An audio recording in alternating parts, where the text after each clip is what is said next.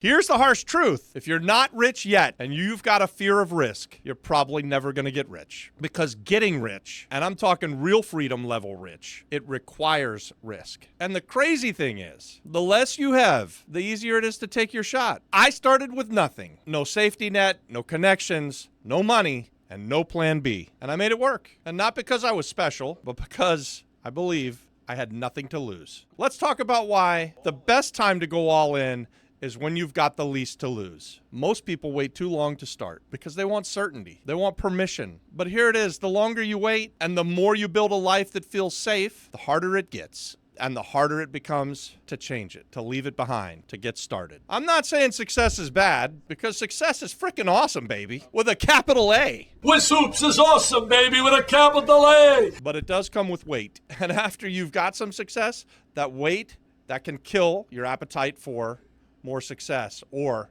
for risk. Look, when I was starting out, I tried a whole bunch of things. Most of them didn't make a whole bunch of money, but that was part of my journey. Before I became a real estate investor, I tried a whole bunch of things. I did the job. I hated being an employee. I was a professional basketball player. That didn't pay shit.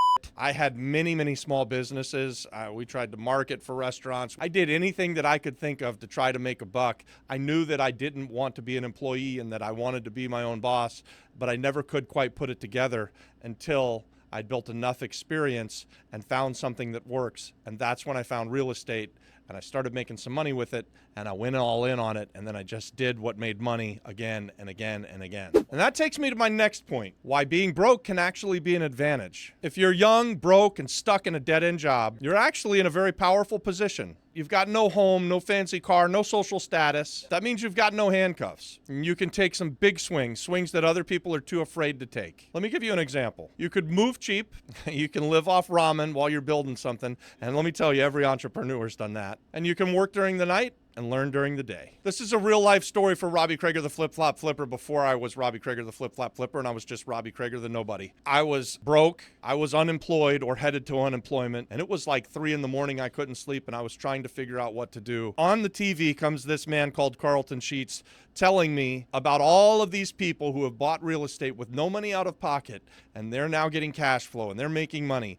And I was young enough and I was dumb enough to believe every word that man said and all of the people that got on after it and praised him and said that they did it because of him. So, having taken that knowledge that there were some people on the television at 3 a.m. telling me that I could be a real estate investor, I jumped in with both feet and I quit my job and bought a house. And again, I did this within like 2 weeks, guys. I knew that I was not going to be long for that job as I was a bad employee. And I just had a physical altercation with my boss. I really had nowhere else to go but up. And so I took a risk. I had no fear.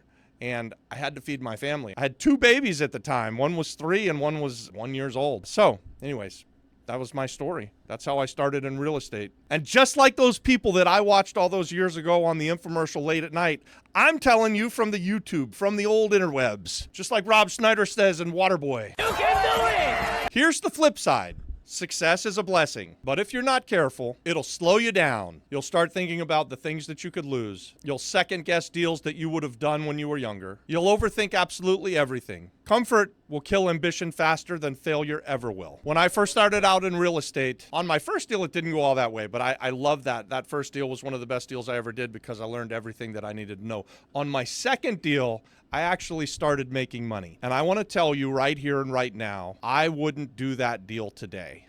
The first deal in real estate that I ever made money on, I found the buyer. I put my own money into her bank account so that she could qualify for the loan. And brother, there's a chance in hell I would have done that last year or this year, or would I do it next year? I'm not going to ever do that again.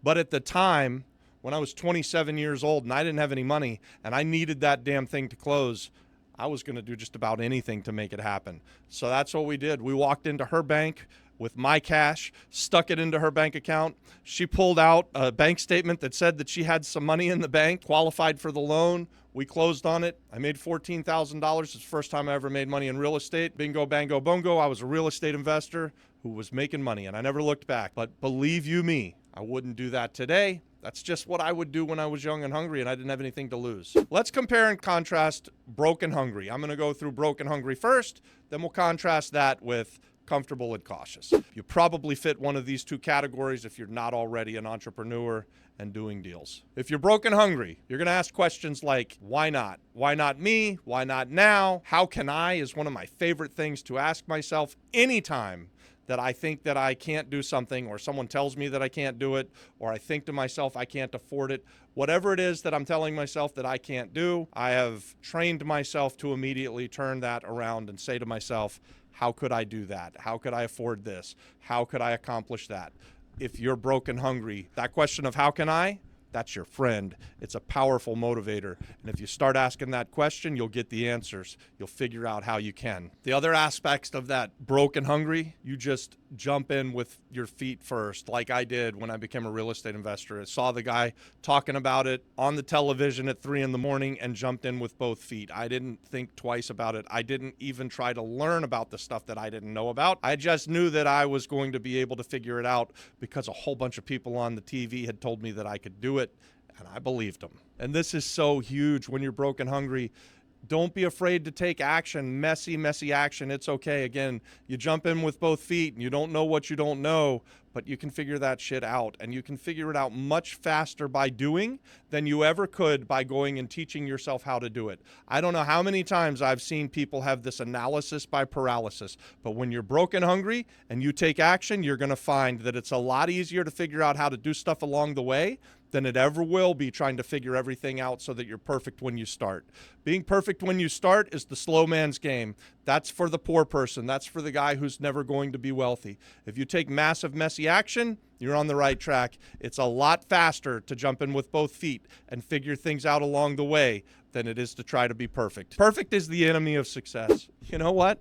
I'm going to digress here for a second. I like what I just said, and I'm going to put a thumbs up by it. I'm going to like my own freaking comment, because if I don't like what I say, why would I say it? I don't understand what you people have a problem with when you like your own comments. We now return you to regular programming.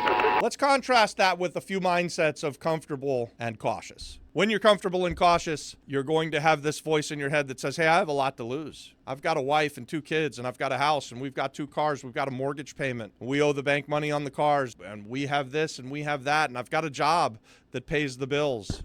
I'm comfortable, so I'm not going to take a risk. I'm not going to step outside of what's been working. But the cost of that is that you have to give up on your dreams. And if your dream is to have financial freedom, well, maybe you've got a great W-2 job. And if you do, then I'm probably not talking to you.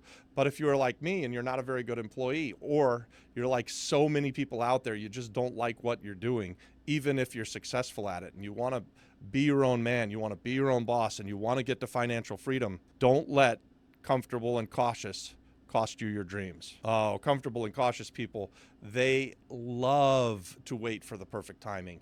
My God, I don't know how many friends of mine that are comfortable and cautious tell me, Robbie, I'm going to be buying real estate the next time it crashes. And I don't say this to them, but I'll say it to you if you're thinking that. No, you're freaking not. You're not going to buy it when the market crashes if you're not already in, and I can tell you why and how I know it.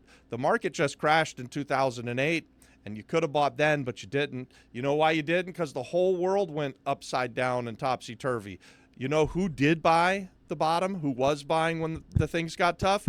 It was the people that were already doing it. It was me. It was people like me. It was people that are entrepreneurial in spirit. And now that we've seen the movie, believe you me, the next time the world turns upside down, we're really going all in. I talked about this a bit earlier, but those comfortable and cautious people, they love to just analyze. And they do this analysis paralysis, and it cripples them. And we see them when I go to a seminar and I'm trying to learn one thing that can help me to make more money, and I see the same guy at every seminar that I go to, and they've never bought a piece of real estate.